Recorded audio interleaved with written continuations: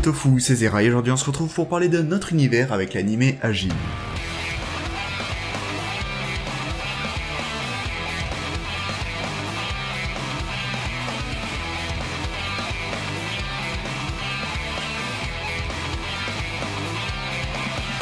Alors que dire de cet animé? Disons que d'un côté j'ai adoré et de l'autre j'ai été un peu déçu. Mais on va parler de tout ça. Commençons par l'animation qui est très spéciale car on n'est pas dans de l'animation classique mais dans de la 3D. Ce qui peut vous faire hésiter à le visionner, ce que je peux comprendre puisque moi-même j'ai mis 4 ou 5 épisodes à m'habituer à ce style. Mais on finit rapidement par oublier cette animation avec l'intérêt du scénario. Qui plus est, quand on y pense, c'est un sans faute. Habituellement dans l'animation, il y a toujours des plans qui sont un peu en dessous, voire même très moches. Mais là, comme on est dans de la 3D, ça reste fluide tout au long de la série, limite on a l'impression de voir un film, et pas un animé. Entre les plans de caméra, les transitions, la 3D fluide de la série, ça crée vraiment une ambiance hyper intéressante. Et très honnêtement, si on avait eu le style d'animation classique, je doute qu'ils auraient réussi à retranscrire cette ambiance. Du moins pas de cette manière. Donc c'est un vrai tour de force, et même si au début ça risque de vous surprendre un peu, ce qui a été mon cas, vous allez très vite rentrer dans cette ambiance. Concernant le scénario, l'histoire s'attarde pas tant que ça en fait sur Kae Nagai, un jeune étudiant japonais qui un jour se fait percuter par un camion et meurt sur le coup, sous le regard horrifié de ses petits camarades de classe. C'est alors qu'il se relève tranquillement sans aucune blessure et comprend à ce moment-là qu'il est un Ajin, un être vivant immortel.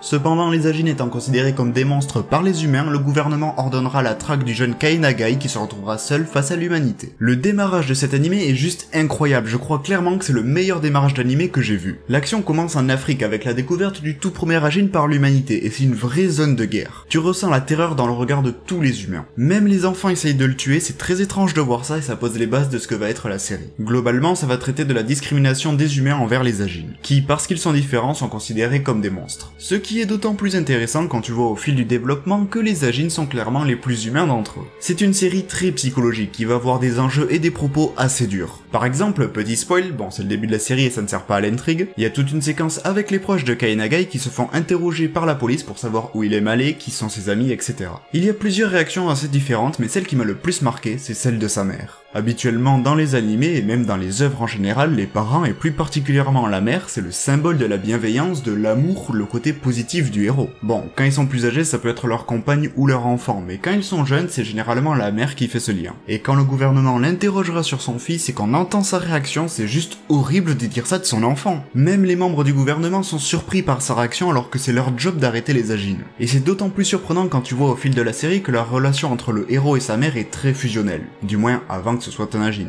Et du coup, entendre ça, c'est très dérangeant et même perturbant, surtout que le héros, lui, il n'en sait rien parce qu'il est en fuite. Cette série, elle est vraiment très dure psychologiquement. Tout au fil de la saison 1, on aura ce thème qui reviendra régulièrement. Et d'ailleurs, petite précision, mais le genre de cet animé, c'est action, fantastique et horreur. Alors pourquoi je vous dis ça? C'est juste pour ceux qui n'aiment pas les œuvres d'horreur, ne vous en faites pas, ça ne fait absolument pas peur. Ici, il n'y aura pas de trucs qui vont vous sauter au visage avec un bruit strident qui va vous exploser les tympans. C'est plus de l'horreur psychologique que l'on aura. Pour prendre un autre petit exemple, encore une fois, c'est juste du développement, dans les débuts de la série, il y a un Ajin sur une table d'opération qui est donc retenu par le gouvernement qui est en train de le disséquer pour voir à quelle vitesse repoussent ses bras, etc. Quelque chose de très joyeux en somme. Et on va avoir une séquence particulière où on aura un scientifique qui va prendre une perceuse, l'allumer, et donc on va entendre le bruit de la machine, puis il va dire tranquillement, tiens, si on lui explosait les dents pour voir quel seuil de douleur il peut atteindre. Ensuite il va rapprocher la perceuse des dents de l'Ajin qui est complètement terrifié, et là un cut, nouveau plan sur un détail anodin de la pièce où on entend la perceuse et l'Ajin hurler en fond. Mais on ne voit rien, cela dit on comprend exactement ce qui se passe. Globalement, à chaque fois qu'il y aurait un truc un peu gore, ça sera toujours coupé de cette manière. Et pour le coup, ça crée une ambiance qui est juste géniale, perturbante mais géniale. Cela dit, la première saison a beau être fantastique malgré le manque de développement de certains persos secondaires qui disparaissent littéralement de l'histoire, la saison 2 c'est autre chose. Disons qu'elle est intéressante, mais pas au niveau de la première saison. Là on a complètement quitté le registre horreur psychologique et on est plus dans l'action, l'affrontement entre les Ajin et les humains. Ça fait très guerre finalement, on n'a plus du tout ce qui faisait le charme de la série et c'est dommage. Cela dit, les scènes d'action sont juste géniales, petite mention aux forces spéciales anti-Ajin qui sont ultra badass pour des êtres humains. Bref, la saison 2 manque cruellement de développement, le peuple japonais par exemple qui va se retrouver face à une menace de mort imminente et qui n'en aura rien à faire. Ils ont une confiance aveugle en leur gouvernement et ça en devient limite ridicule, en plus de perdre l'enjeu de l'action en cours. Ils ne se disent absolument pas une seule seconde que si leur gouvernement se plante, ce qui est quand même arrivé plusieurs fois jusqu'à maintenant, bah ils risquent de tous mourir. Je veux dire, t'es pas idiot, tu prends tes précautions, tu pars une petite semaine en vacances, au cas où. Que certains décident de rester, ok, mais que tout le monde reste, c'est un peu ridicule. C'est censé être des êtres humains, ils sont conscients des risques et pourtant ils agissent comme des machines. Ce qui fait que globalement, les victimes humaines, on s'en fiche un peu. Parce que ça pourrait être un élément du décor, ça changerait rien.